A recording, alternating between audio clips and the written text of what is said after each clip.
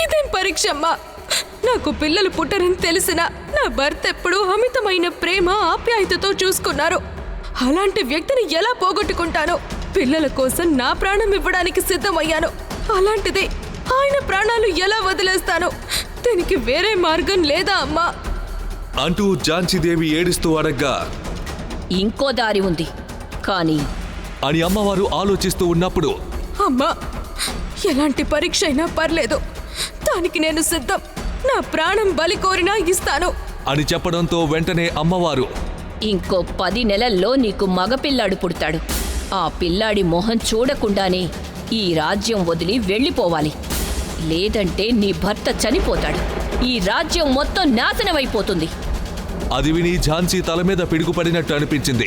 ఇన్నేళ్ల తరువాత బిడ్డ పుట్టబోతున్నా ఆ బిడ్డ మొహం చూడకూడదు అని అమ్మవారు చెప్పినప్పుడు గుండెలో ఈట దిగినట్టు తీవ్రమైన బాధ కలిగింది.